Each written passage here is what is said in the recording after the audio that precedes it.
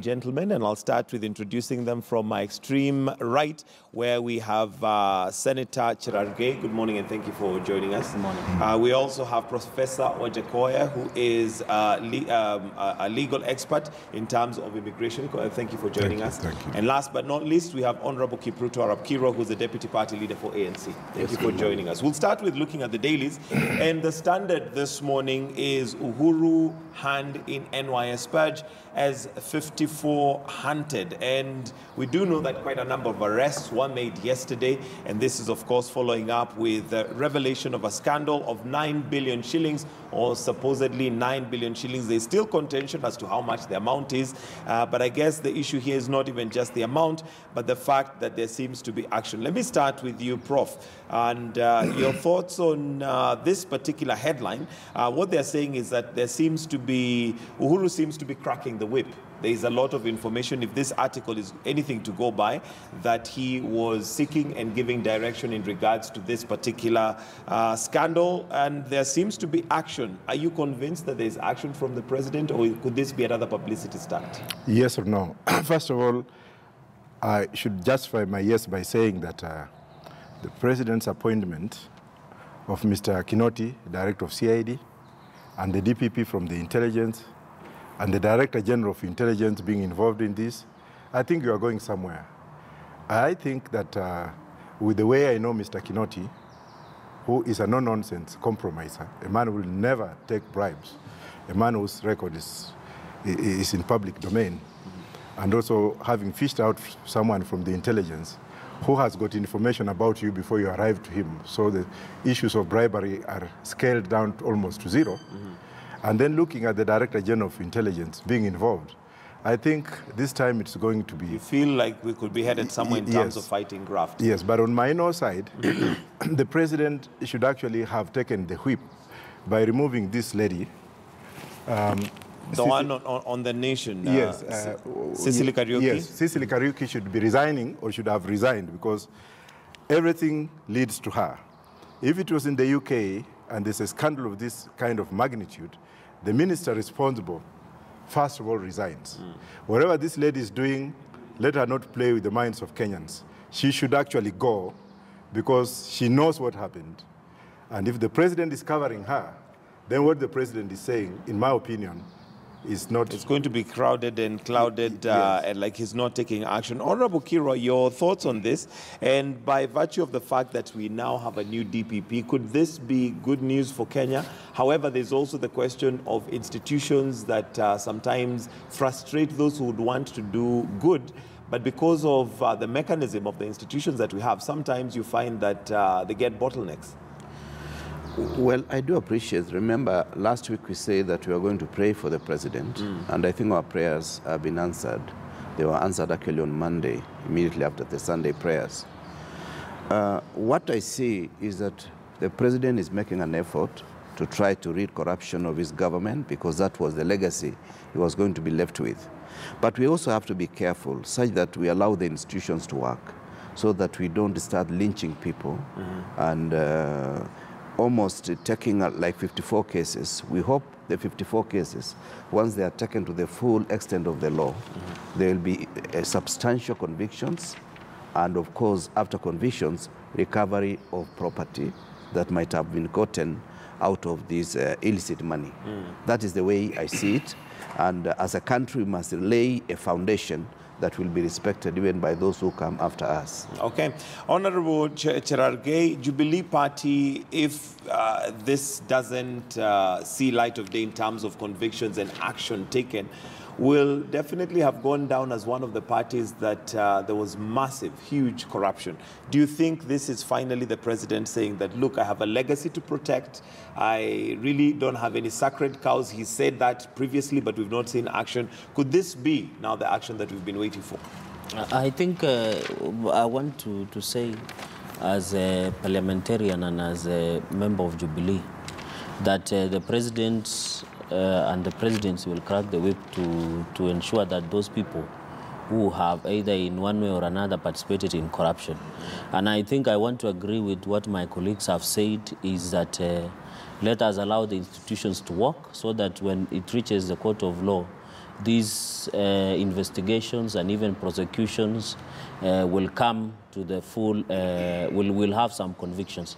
Because also if we participate in public lynching and also if we put a lot of pressure and politicize, at the end of the day, some of the files that will go to DPP might not have, might not be watertight, such that some of these aspects will be let off the hook. And I am happy that they say, there is a saying that says, new broom sweep clean, and therefore, with the new DPP, new DCI, and many new faces in terms of ensuring that the prosecutions are there, we are happy that this is finally.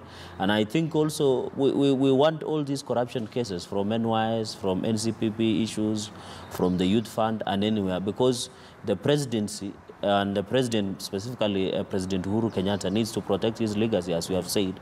And also, if we don't take care, this corruption will also hinder or hamper the implementation of the Big Four.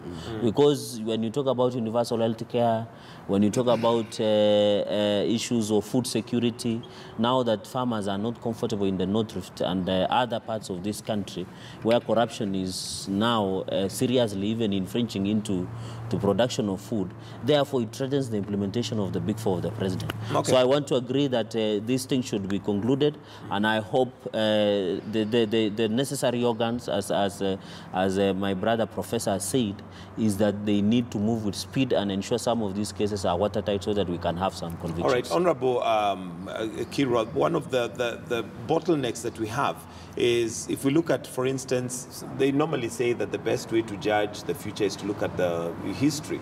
And when we look at the 791 million shillings of NYS, no convictions were made or major convictions. And this is because the cases were not watertight. So as we allow the institutions to work, Transparency International came up with a proposal that there should be lifestyle audits rather. And let's look at page 7 of the Standard, where we have a case here of malls, 24 cars and plots among assets targeted in a state purge. Now, the Standard has not named who the person is, but this person apparently is constructing 2 malls.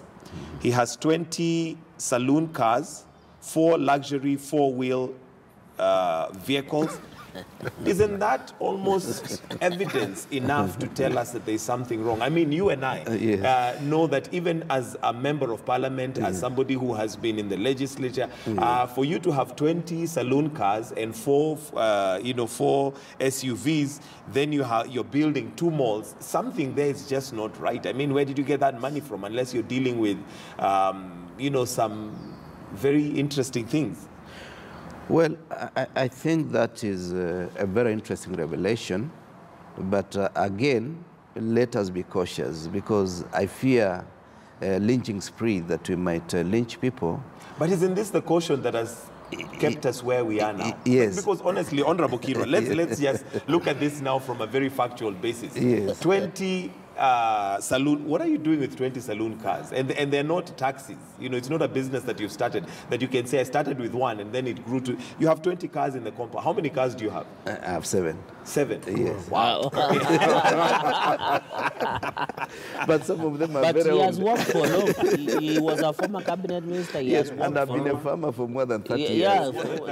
And so you can probably justify how you've acquired those vehicles. And some of the vehicles are very old. But so are you surprised that somebody has 20 them in their compound? Yes, unless he has a car bazaar within his compound. That could be the explanation. But on a serious note, I just want to give the new team some space for them to be able to expedite the process of prosecution, probably conviction, and after conviction, recovery of assets. Because that is very important. But also, it is something that is good. And I hope you people in the media will also assist us. Some of these cases, like the lady or the girl who got 60 million. 60 million, 59 million to be 59 precise. million. Can we... Ngirita. Can we just get to the bottom of it? How did she get this money? Because I'm sure we all have accounts in various banks. Why doesn't that money just go astray into Professor's account or my account or that of Senator Gerard Gay? It means somebody must have orchestrated that kind of money transfer to this particular lady. I'm not saying she's innocent, because she should have said, I have money that does not belong to me. Yes, like we have the designer Canary, who basically had 15 million transferred into her account, but she said this is erroneous and gave it back. Yes, that should be the way. And why am I saying we should do that? You know, children are watching us, young people are watching us, and leaders are role models of young people. And if we role model in the negative way, having 20 cars that have no bearing, 2 malls, even to construct a shopping center or a shop. Even a shop. It will cost you a lot of money, and you might have to do it for 10 years before you have a serious shop. So I think this is something serious, and we should go to the foundation of it so that we make a departure from the history of corruption being part and parcel of our life. All right, let me come to you, Prof. You're in the legal profession, and of course, I'm sure you understand that when a case is brought before a judge, they purely go with what is on the table. They cannot speculate. Circumstantial evidence may be weak in terms of having convictions, but at what point are we going to be honest enough to say that you cannot have acquired that wealth in a right way and investigate? And let's just take an instant like the 59 million that was transferred to Ngirita's account. Now, my own wife cannot transfer money from my account. Yes, even 1 million. Even 5,000. Yeah. She has no access unless I have given her undertaking, or what do they call it? There's a legal term for it, where I give her authority to do that. And that has a process. Power of attorney, Yes, I've given her power of attorney. She cannot transfer. Now, how is it that 59 million is transferred from an account into somebody's account, and she herself admits that did not do anything, and then we go round in circles and cannot convict? Isn't that evidence enough? What matters is, and I'm sure my friend here will take this message to Ruto, not in a bad way, but what matters is, who is this woman sleeping with? Who is the boyfriend? Who is she going around with? Is it one of those power brokers in Uhuru's or Ruto's office? Or is it somebody that has some kind of colloquial connection? All right, allow me to just pause you a little bit, because I want us to release KTN Home, but we continue with this. So for those of us watching us on KTN Home, this is where we part ways for Life and Style to begin. But on KTN News, we continue with this conversation. We'll also be looking at ethnicity and how it drives our politics, and whether there's a time where we can get to have our politics without necessarily using the ethnic card. That's going to be a discussion. But for now, we're still looking at the newspaper review. But for KTN Home, we say goodbye. KTN News, we carry on. All right, my apologies for interrupting there. But and why am I wasting time talking about a simple issue like this one? The Director General of Intelligence has information on this woman. Whatever she was doing, they have information. But don't you agree that this woman is probably the tail end of this whole transaction? Because really, here she is having gotten the 59 million, but it came from somewhere. That money cannot have been transferred from an account just like that. Well, Mutahi Ngunyi broke the presidency by getting money that was not his, and he never returned it until the inquiry came in. Yet he's the Lord of Pavilion. Now, if you go to this woman, as I said before, and I don't want to speculate, she is a mistress to one of these brokers, if not to one of the cabinet secretaries, if not to one of the powerful people in the government. So it doesn't surprise me that this was just put in there to launder her into the system. Okay, but is that evidence enough for us to get somewhere? It's not evidence enough. It's a criminal act to get money, to possess that does not belong to you. Stealing is defined in the following manner, and my lawyer friend here can come in. Appropriating property with the intent to appropriating property belonging to another with the intent of depriving that other permanently. Now, was it lost and found property? Where do we draw the line? Okay. As a responsible person, if you go and find money put in your account, like the other lady did, what do? It raises a red flag. What you do is to go back to the bank and say, excuse me, what is all this? And there is the lost and found kind of regulations which entails what happens in honor in case the owner of the property is not found, then you can claim it. Okay. But this is okay. Honorable Cherargei, what is it that, from your perspective, is going to happen for you as an individual, as a legislator, as a leader that has been elected by your people or the people in the area, as Kenyans, that will make you feel that finally something is being done when it comes to corruption? No, I think one thing we have to agree, the corruption has been a challenge for the longest time. And people who have served like Mheshimiwa Kirwa in government, and also my good professor, it has become a challenge since independence. We are trying to slay a dragon that was planted even during independence. And one of the first scandals at that time was the maize scandal. So what we are seeing is the side effects that were implanted during both pre-colonial and post-colonial independent Kenya. So what I want to say is that there are laws. For example, let me use an example the professor was using, and also Waziri was saying, that if you find money, there is a law where even when you want to withdraw or transfer even $1 million shillings, you must tell us where that money came from. So the big question is, who are these banks? And the president had said, the banks that will become an accomplice of money laundering or ensuring that the money that cannot be explained, should their license be lost, their license should be revoked or withdrawn. And therefore, the central bank governor also must come in and tell us, as a regulatory authority, tell us what is happening with both our commercial banks and those are the state, that they can allow such money to be transferred with ease. And for example, this is the tail end, it's Kabura season 2, the greater issue, which is season 2.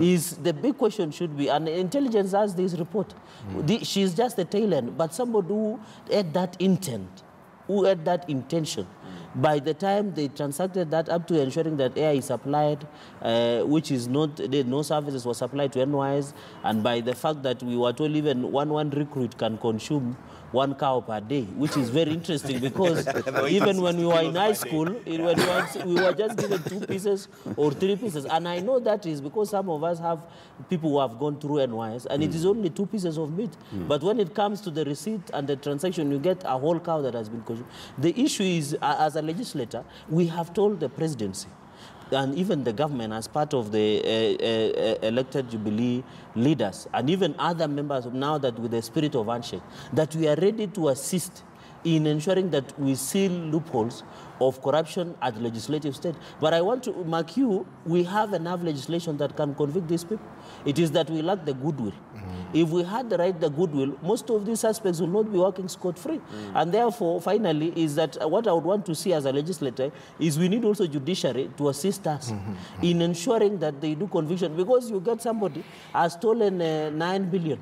When they go, they are given bail or bond of around 5 million. Somebody will just pay and walk home in the evening.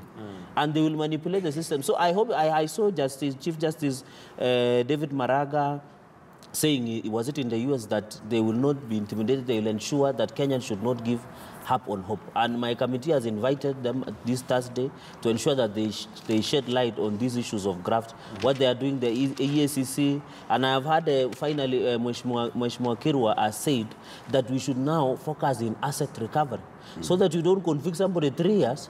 Somebody has stolen 1 billion shillings. He will stay in 3 years, come and enjoy ill-gotten wealth, which is very unfair. We should freeze everything, even if it means chickens, the eggs that they stole, we freeze everything, so that when he comes out, and we ensure after conviction, when somebody comes out, you can feel the pain that stealing from the public coffers is does not enjoyable. Pay you off. And well, just to give you more details on what we have on that particular paper, that's a standard. On page 8, we have sufficient evidence to nail NYS suspect, says DPP. Get yourself a copy and just read through what is there. We also have other stories there that I'm sure would be of interest to you. But let's look at the headlines for the Daily Nation. And the Daily Nation talks about the sacred cow. Honorable Kirwa, do you think that we have sacred cows? And looking at, there was a law, or the president initially had said that no cabinet secretary is going to escape if money is lost under your watch. But that seems to have changed. Now that we have Honorable Cicely, who was in charge when this money was lost, but she's still sitting pretty so far. With the arrest, we've not seen her, being touched. She's very quiet. So has that changed, do you think?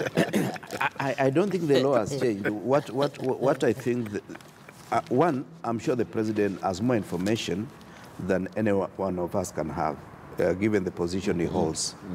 And will be able to crack the whip as he sees it fit. But let me say this. I find this NY scandal too big just to end at the door of the one cabinet secretary. I have a feeling, because from what we are hearing is that some of the bills that are being liquidated now are pending bills that arose from the previous administrations, that of Waiguru and that one of Cicely. And therefore, it would be good to look at the sum total of the culpability, such that we do not focus on Cicely and tomorrow we focus on Waiguru. Such that by the time we say, let's crack the whip, we crack the whip from the beginning, and we see, because we are saying this is the tip of the iceberg. And the iceberg, when you see the tip, the monster is so big underneath. Now, what could be underneath?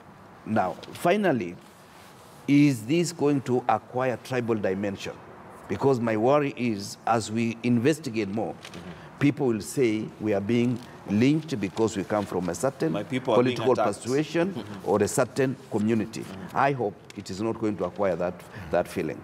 All right, Professor, your thoughts on sacred cows and the fact that we have a leader, I'm trying to remember where it was, who came late for a meeting. He was 10 minutes late, and based on that, he thought he would resign. And this, of course, was not in Kenya. But we're in a society, in a community where literally 9 billion is lost under your watch, but you still sit in office. Even if you are not, your hand was not in the cookie jar, isn't that a huge indication that you're incompetent? First of all, let us close this country for innovation.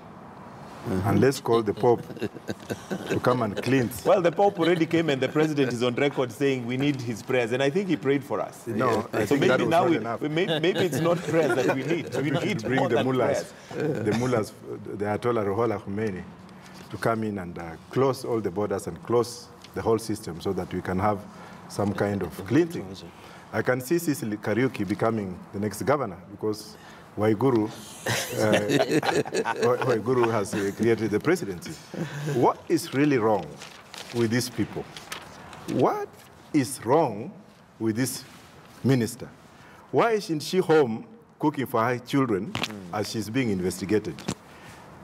She is the thief, because she knows exactly what went on while she was a minister for that document. Well, if we say she's the thief, that would be a very strong accusation, because we don't have the evidence. I'm ready to go to court and to be persecuted because of this. Okay. The moral turpitude test requires a gentleman or a honorable person to step aside immediately so that the public can have confidence and faith in whatever investigations are coming in. Waiguru stepped aside, even though she became the governor, but I look at her differently than I can look at this Cicely Kariuki. This is shame to the presidency by bringing in people who are inexperienced. And that's why I would like the law to be changed so that we have ministers elected by people so that they can defend issues in parliament. But when you see some of these ministers that were appointed recently, some of them have got questionable characters. They can fit into misfits. I'm sorry to use that language, because some of them don't even have education. They are not exposed. They do not know what actually Kenyans go through every day. Okay. Carry on. So for me, the sacred cows are there, and maybe there are 4. And they will come out very soon. You already have the number. Yeah. And you want to share with us maybe the names? I'm happy you might help with the investigation. Probably. And I'm happy that what is going on right now is, first of all, to kill the stooges around so that we can have the sacred cow being thrown in jail. But I still say that they should be hanged. capital punishment should be reintroduced. Yes. All right, Honorable Cherargei, your legislator, the person I was talking about is Lord Bates, who is the International Development Minister. That's in the UK. He basically felt that he had let his leaders and, generally everybody down by coming in late for a meeting. Now, that's a certain threshold of integrity that, of course, in Kenya we wish we had. Do you feel that as a legislator, your fellows, I don't know what you discuss with with the other gentlemen when you sit down for a cup of tea, but does it ever come up that there needs to be a change in terms of our threshold of integrity from our leaders? I think we have to agree, and all of us here, that we have a problem with value system in this country. Number two is that stealing nowadays or being corrupt can elevate you to the office, an elective office. It's one of the ingredients that Kenyans have allowed to entertain. Because if you go to some countries like China, Asian countries, the reason they say at independence we are the same power, at the same power. But as now they are different because they didn't entertain the issues of corruption. It means our value system has gone down, and therefore, if you go to countries like China and Japan and other Asian countries, to be corrupt is even shameful, or even to be associated or to be linked, until some people have to commit suicide to avoid the public shame. And therefore, the problem we have in this country is that the Kenyans, as Kenyans, we glorify people who have been associated with craft, either linked or not, and therefore it is very unfortunate that if there are sacred cows in the government, they should fail. The eggs should fall on them. They should resign. In fact, it is morally. The appointing authority doesn't need to sack you. It is morally right to resign because you have both collective, political, moral and economic responsibility to step down or step aside so that your name can be cleared. And therefore, I've had Professor Majakoya saying that he's aware there are 4. And I want to urge Kenyans who have come in contact with such very important information to see the DCI, Director of Criminal Investigations, Mr. Kinoti, or any nearest police station, and ensure they record statements so that we also have a collective and concerted effort in fighting corruption, even on our side. And I want to agree, he has mentioned a very critical point that we need even to make corruption. We amend the Economic Crimes Act and also even the Anti-Corruption Act and ensure that we put corruption as part of the capital offenses. But I hope the human rights bodies will not be demonstrating again, saying we are abusing human rights and maybe want to report us to TI so that we can be ranked among the worst countries in human rights abuses because we want to purge corruption. And I think that is the point. The convictions that we'll have is no longer a luxury. We must have as an absolute necessity so that we can have our country back. And I'm happy, finally, Mike, that the presidency have shown the goodwill and have spoken that they will not turn back in ensuring that we address the issue of corruption once and for all. Once and for all. So that we can ensure the foundation that we are building for now and posterity comes into success and even going forward. Okay. And, well, that's basically what we have on the dailies for you. And we're expecting to see a few people, individuals, taken to court today. We're going to wait and see how that goes because we've seen this before. And unfortunately, it normally crumbles at the point where at the judiciary, they say they don't have sufficient evidence and the cases are dismissed. But that's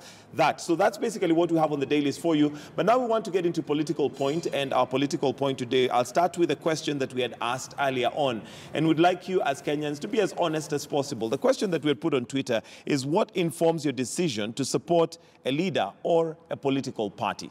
Is it your ethnicity?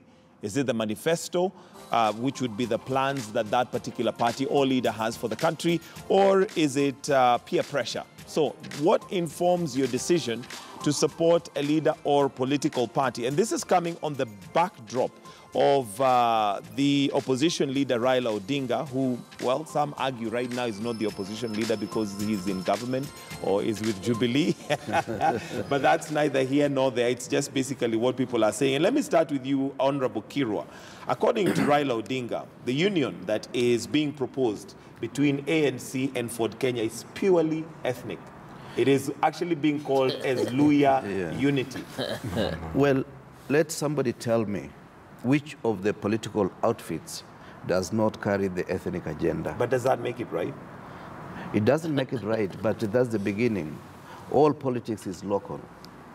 And therefore, the merger of Ford Kenya and the ANC is bringing to the table a number of comparative advantages that hitherto may not be present in Ford Kenya alone or ANC alone. Remember the merger of companies, takeovers, mergers, and takeovers. You just do even a study for 10 years to see what is it that this other company is bringing in that I do not have, and what is it that I'm taking to the table that hitherto the other party did not have. In politics, when you add 7 to 8, it is not always 15, it can be 25, because there is the bandwagon effect. Number two, it is erroneous to say ANC and Ford Kenya are tribal outfits. Today, I'm the deputy party leader of ANC, and I'm a Kalenjin, and I will never cease to be a Kalenjin just by associating with ANC. Today, the deputy party leader of Ford Kenya is none other than Richard Onyonka, the MP for Kitutu South. It's Kisii. In Kisii. And we have members of parliament even at the coast as ANC. We have members of parliament in Nyanza as Ford Kenya. Ford Kenya is bringing a lot of rich history. This is the party of Masinde Muliro, this is the party of Jaramogi, this is the party of Wamalwa. And it has a network all over the country. But would it ANC is bringing experience of Musalia Mudavadi. Okay. He's been a deputy president, deputy prime minister. He's one of the longest serving ministers in the history of Kenya. And those are good things that bring you together. But the question here being, the selling point is Luhya unity. When will we get to a point where when ANC and Ford Kenya are coming together, what they bring on the table is the agenda for Kenya? This is the development agenda we have, not for the Luhyas, not for the Kalenjins, not for the Kisiis, but for Kenya. I agree with you. You see, the main problem is that some of the local operatives, including some of my colleagues, Wakina Savula and the rest, when they go home, the rallying point is Luhya unity. The way Gerard Gay, when he's in Nandi, he says the presidency is coming home. Gideon should not interfere with William Ruto. This is all tribal. So at times we pretend that we are not tribal, and yet we are tribal. Some of us who are in other parties, are seen to be betrayers to the very existence of the community. All right. Now, where the problem started beating us is at independence. At independence, we balkanize the country into small tribes and big tribes, where Kanu, represented by the Kikuyu and the Luo, was seen to be the big tribes, and the Kadu was seen to be the small tribe. That monster has been pursuing us for the last 60 years. Honorable Gerard Gay, are you also guilty of having, tribal politics? Because when you're in your area, you will talk about the Nandi people. It really should not be about the Nandi people or the Luhya or the Kikuyu. Shouldn't we be talking about we Kenyans? This is what we want for our country. No, I want to agree with Waziri. He has said that before you become a Kenyan, you must come from somewhere. And the tradition and the modus operandi of our politics is that it starts with ethnic, where you come from. That is your base. That is your foundation. And I think at least as Jubilee, we are far ahead from the rest. Because where I sit from is that across the country, the Jubilee as a party is represented. We have MCAs from across the country. We have senators, governors, and many other elected leaders, members of the National Assembly. Is that I agree that ethnicity, we should not, and Mike, is that we should not view ethnicity in negative way.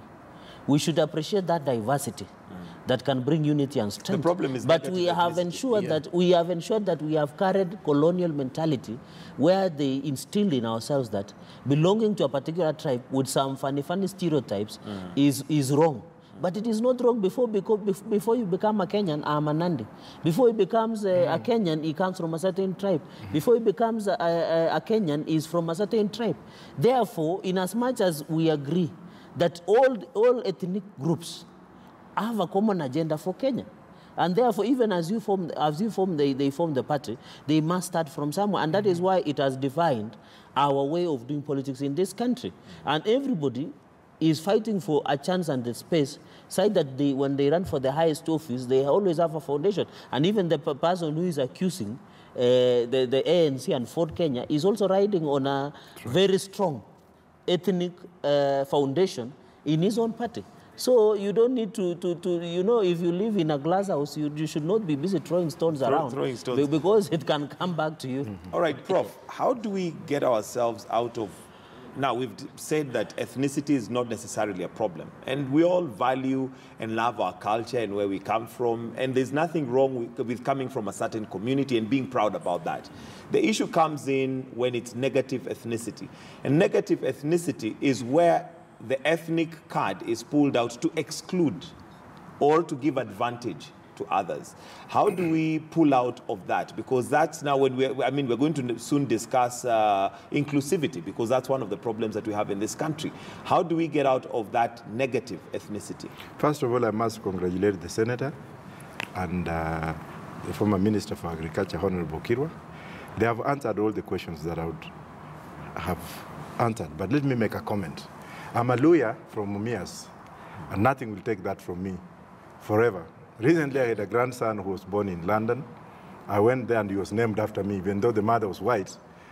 Still, that boy is Luya, because the father of that boy, which is my son, is a Luya.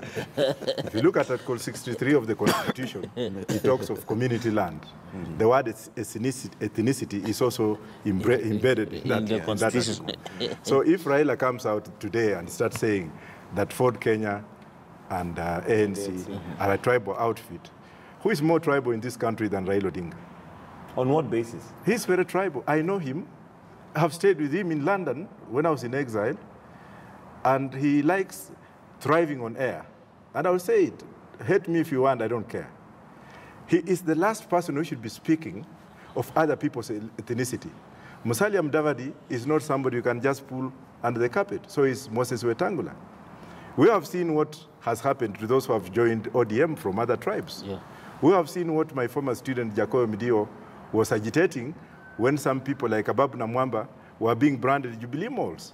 So Raila has no capacity to come up and tell Luyas that whatever you're doing is pegged on tribal. But even if he didn't have the capacity to do that, does he possibly have a point? Given he doesn't have a point, because right now he has been given a mandate.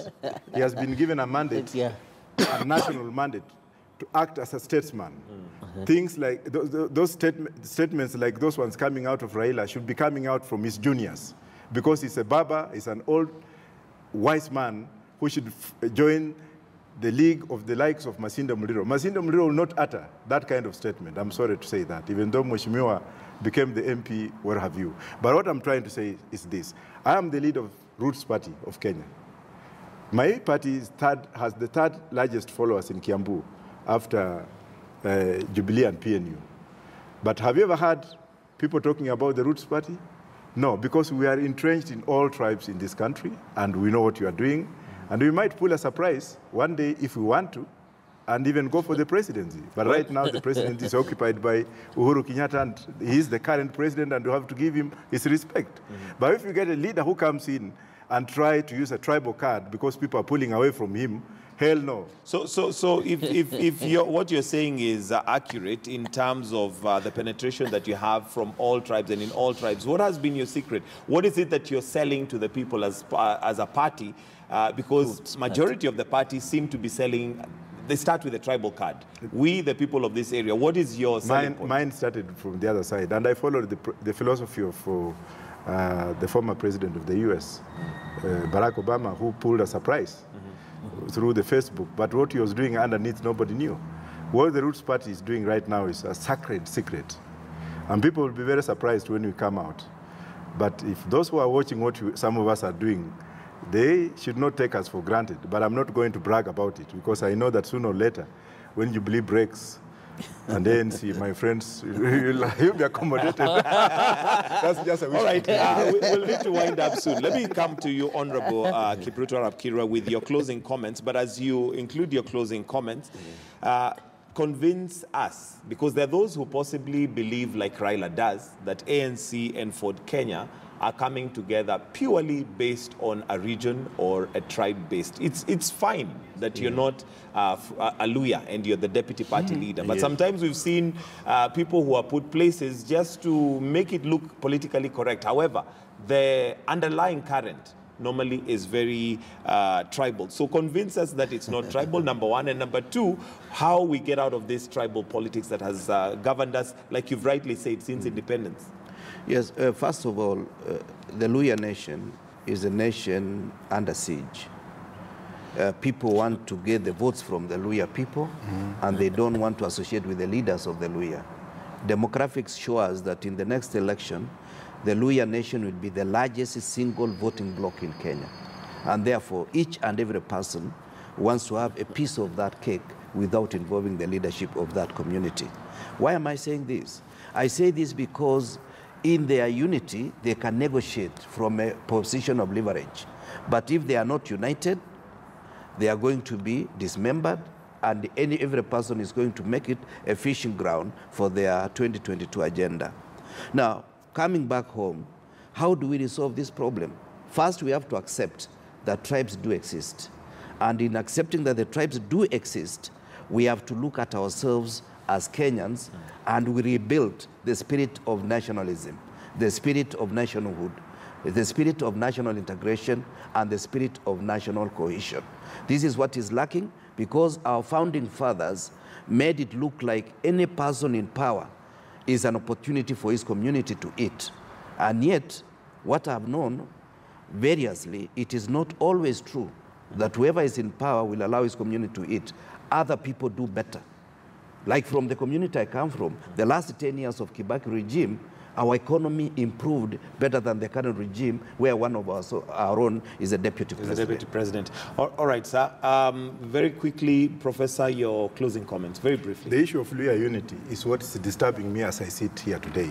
Because you'll get these same people who are there in the early 60s, 70s, and now still singing of Luhya unity. You have the Atwoli, Mudavadi, you have Wetangula, Haliwale. All these people should step aside when it comes to Luhya unity. Because at the moment, we have a new crop of leadership that is coming.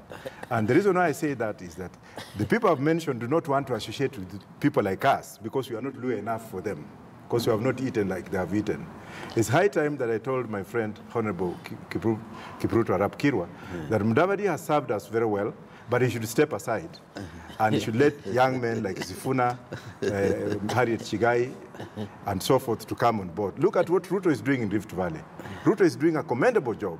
He's dismantling the old hegemony in the Kalenjin community and bringing in youthful leaders like my friend here, who will grow in. And with that, for the first time, I'll support the Deputy President's IQ. Even though the thieving part is what disturbs me from some of these leaders, I would say that we should come out from this demonic, egocentric Luhya unity from expunged Luhya leaders. All right, your closing comments, very briefly. We're really out of time. Honorable thank you very much. And I want to say it is not a problem for the people to unite as a Luhya nation. But they should be prepare themselves very early so that they don't come to elections like they have done before, where they have not united. Because as in Jubilee, we have our plan that for the next 10 years for Uhuru Kenyatta, 10 years for William Ruto. And I want to caution Professor Wajakoya, with all due respect, that it is very wrong to accuse somebody on national television, yet you don't have any proof. So he is a leader, he's a national leader, which we respect. And I want to agree.